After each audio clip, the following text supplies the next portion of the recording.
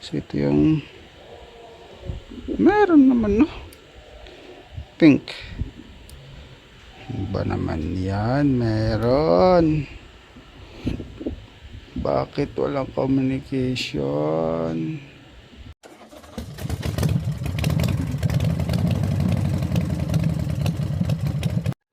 So good day mga boss. Meron tayo rito ang JMC Acadia. Itong unit na ta. So no crank, no start itong unit. So nagbaba sila ng transmission. Tapos pagbalik ng transmission, wala na. No crank, no start, wala ng power lahat. So check sa loob.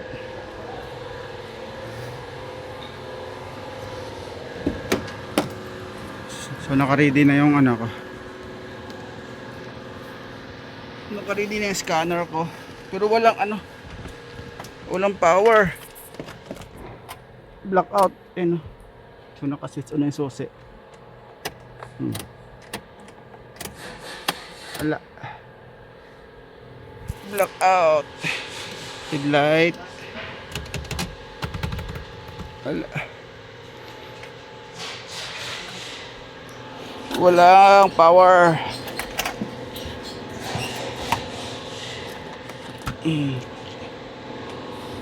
Check natin yung battery.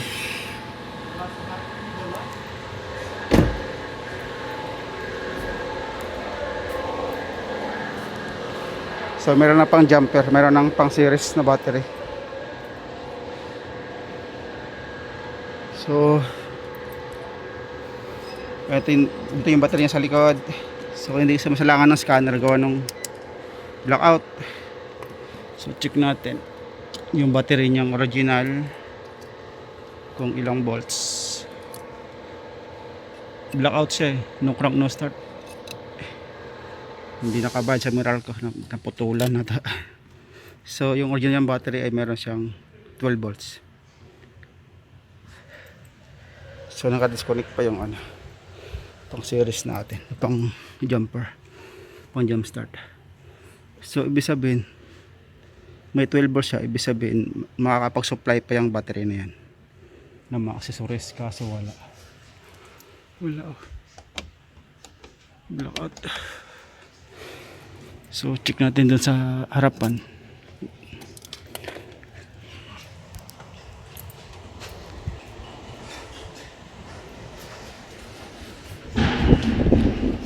So, nagpalit sila ng transmission, nagpabang transmission, pagbalik wala na. Blackout. Baka may nakalimutan siguro silang ibalik dito. So dito yung ground, yung negative. Ito yung body ground. So engine to chassis or sa body. Itong check natin itong terminal na to. Meron tayong 12 volts na makukuha. So asan ba yung plug nito? So body ground, try natin mag body ground.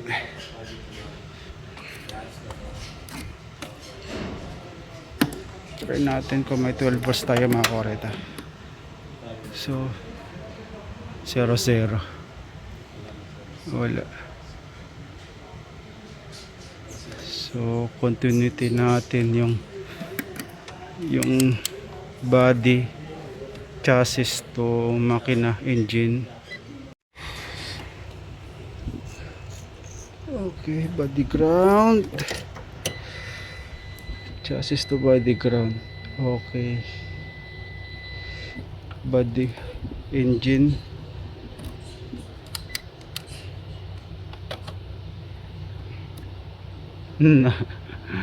Walang 12 volts.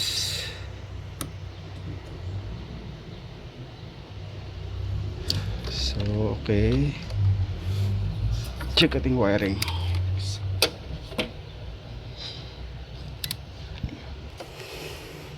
Supply alternator starter. So may isang missing.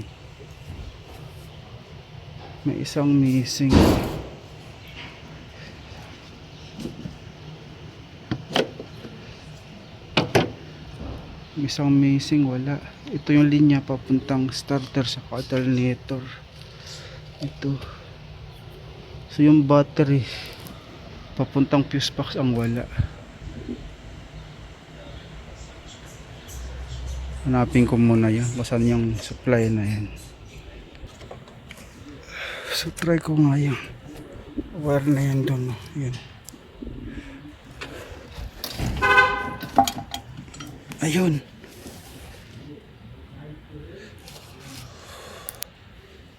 Wire na yun.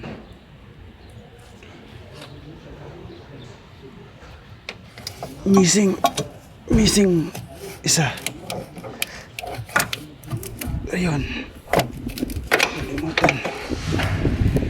Ito. Check ko muna siya.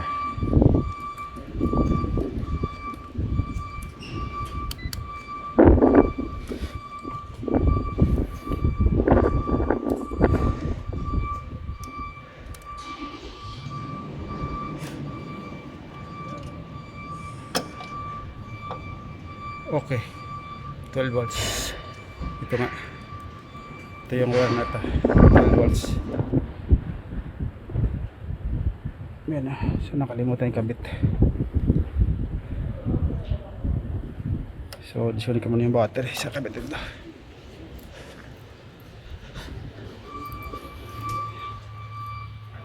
So disconnect battery terminal positive. Kabit ko yung muna yung ano.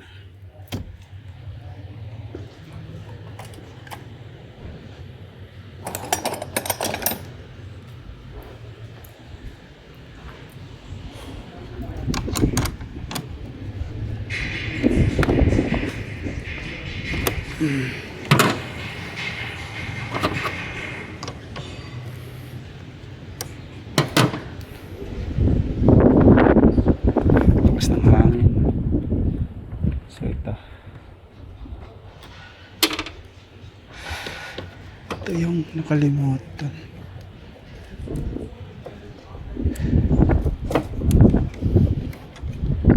Hindi na pasama.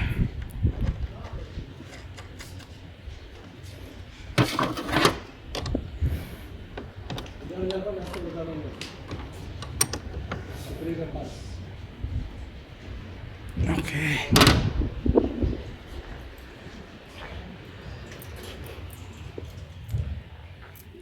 So, connect yung battery. Ayun, may spark na. Ayun. Yun, umilaw na. So, okay. So, ating kabit. Higpitan ko lang.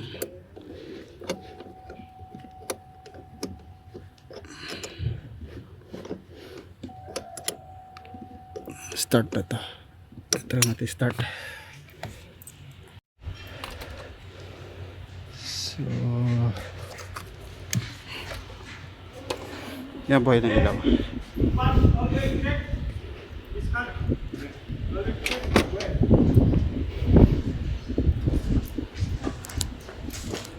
Ayan, hindi ko pa na-on na susi. Naka-switch on na pala to. Okay. Okay na ta. So may power na. Power up na. Start.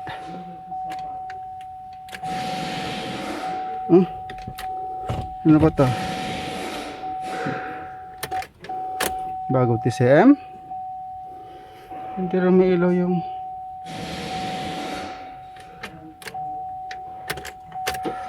park and neutral.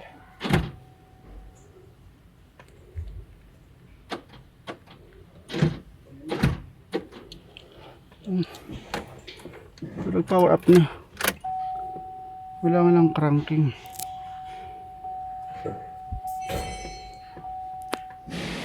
So,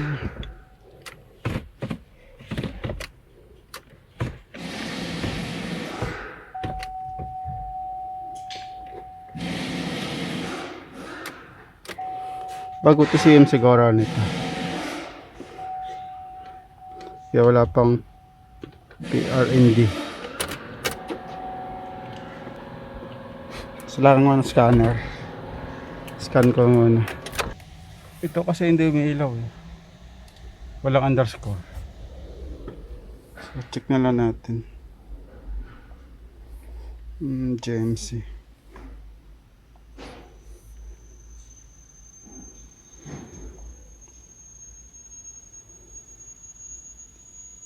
Wala rito yung nagkabit ng TCM. Ng transmission. Hindi ko tanong kung bago ba.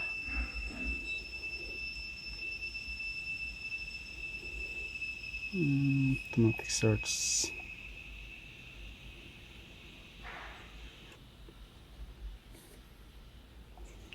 That not support automatic search.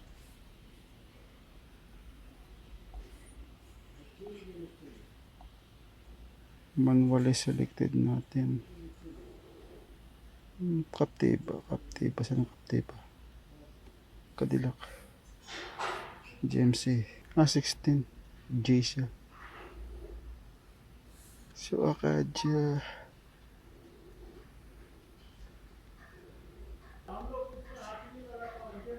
so or high speed scan tayo. Ano ba yan? SM na communication, transmission na communication. Tayo-tayan ito. Wala, nakom. Multi-module ng electronic brake control module, EBCM, wala din.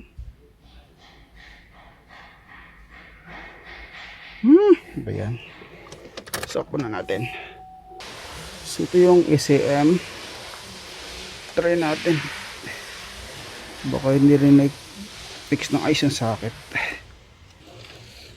Tinanggalin ng ECM, baka hindi na-fix ng ayos.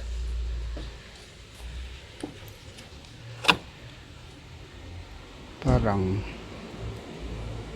isang nakalutang.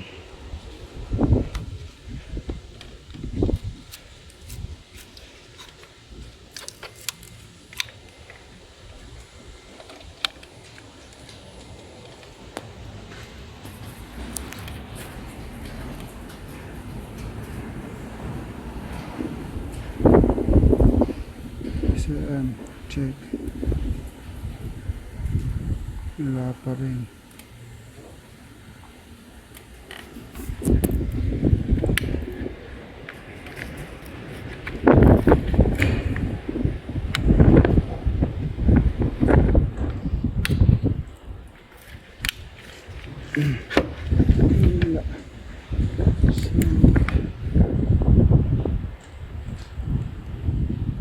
Naka-intact ang isaan. Okay, check tayo ang pes.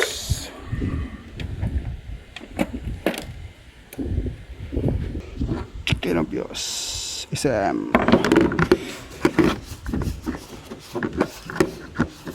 Hindi naman naibalik na ayos yung so ECM1 check natin 1, 2, 3, 4 1, 2, 3, 4 so okay buo ang 20 amperes isa spare so 20 okay.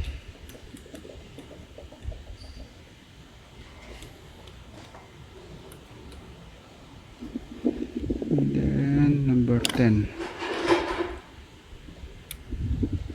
okay buo ang fuse. So nilinis ko na yung socket nung SM so ganun pa rin so walang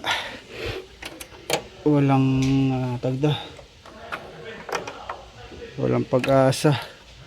No communication pa rin. So check natin tong power na to. Meron siyang power. May power itong yan Itong isa, check natin yung block. So, patatlo socket ng isa. So, ground. Power to. Itong power. So, buo. Power and ground ng SM. Pero, no com pa rin. No communication. Okay. Check ako ng 5 volts. 5 volts nung itong mass airflow. So itong manifold absolute pressure. Check ko kung may 5 volts siya. So check ko yung map manifold absolute pressure kung may 5 volts para malaman natin kung buhay yung SM. So check natin. So positive sa may 11.5. Check natin dito kung may 5 volts tayo makukuha rito.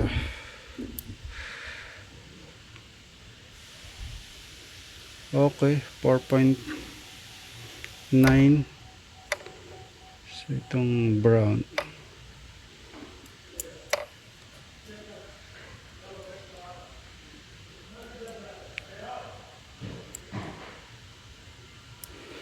So 4.9. So okay, may 5 volts na binibigay yung SM.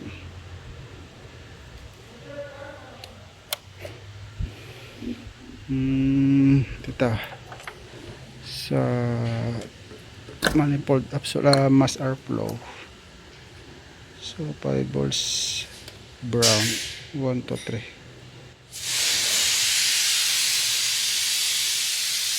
May 5 volts na makuha. So 4.9. No? Wala. Yan.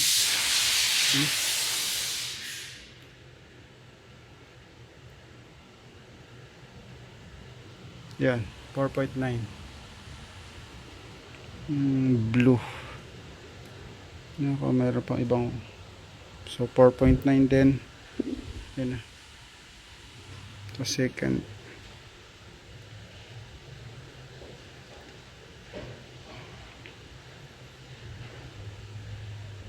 So 11.5.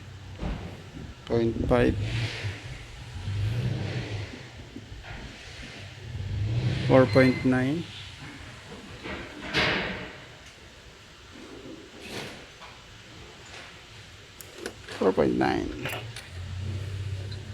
Okay.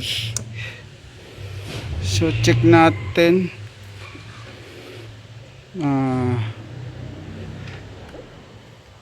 body ground to chassis.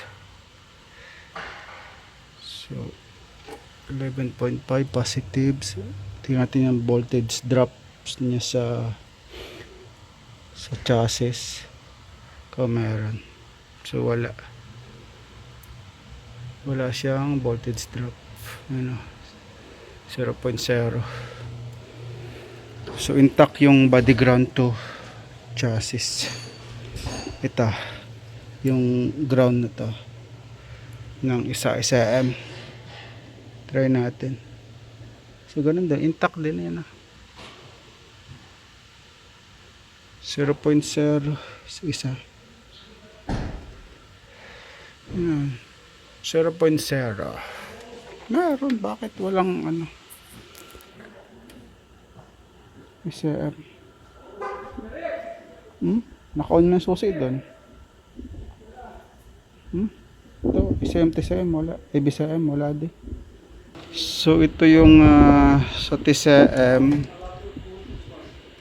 So check natin itong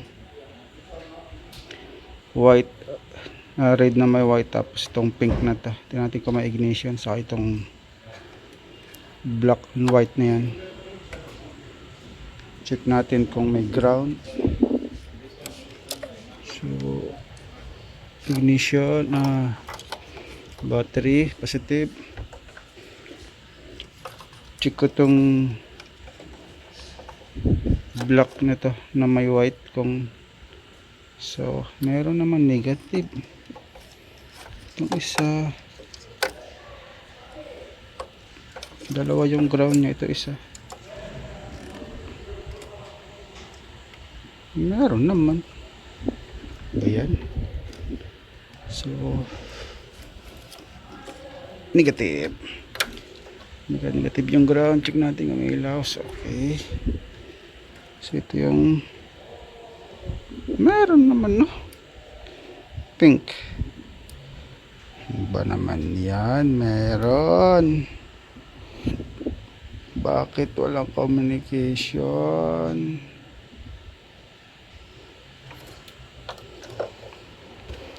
Check nyo natin yung ano. Check ko nga yung kanhay kanlo nito. So balito yung kanhay kanlo pangit.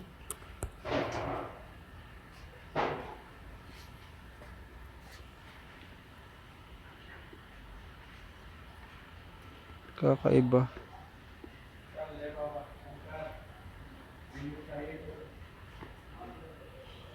Hmm. 2.7 to maximum minimum volts, 2.7 to 7.8 millivolts. Iba, kakaiba yung ano.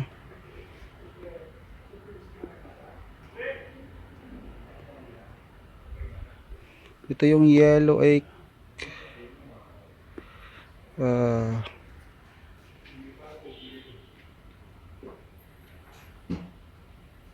kadlo,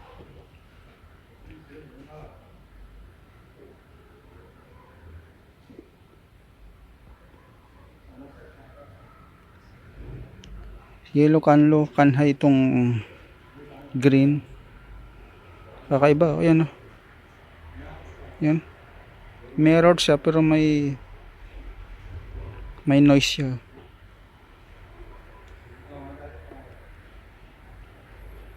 Yan. Kaya check ko dun sa ano, sa SM kung anong itsura ng communication.